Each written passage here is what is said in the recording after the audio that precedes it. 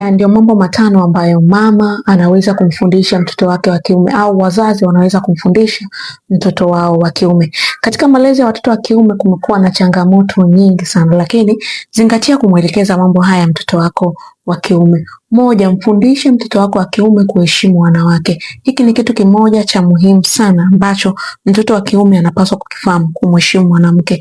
Lakini pili, mfundishe mtoto wako kuwajibika kwa makosa yake. Yes. Kuna wakati mwingine mtoto wa kiume anaweza kukosea, lakini jamii nyingi zimechukulia kuwa makosa ya mtoto wa kiume hayabebi uzito kama makosa ya mtoto wa kike, lakini mwelekeze mtoto wako wa kiume kwamba wakati mwingine anapokosea anapaswa kuwajibika kwa makosa yake.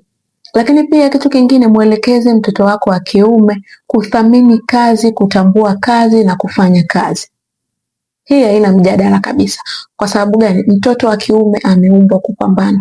Aliambiwa atakula kwa jasho. Hivyo mwelekeze mtoto wako tangu akiwa mtoto mdogo kuitambua kazi na kufanya kazi. Lakini pia jambo jingine ambalo unapaswa kumwelekeza mtoto wako wa kiume, mwelekeze kuomba msamaha anapofanya makosa.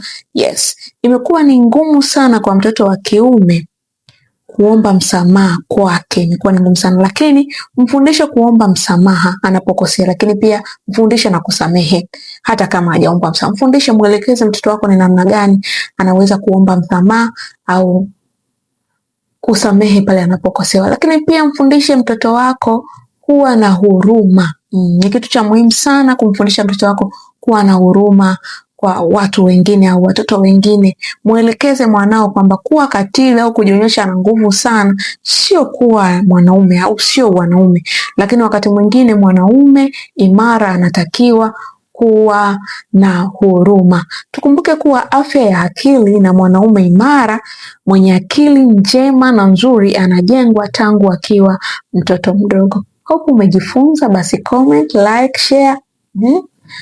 Asante.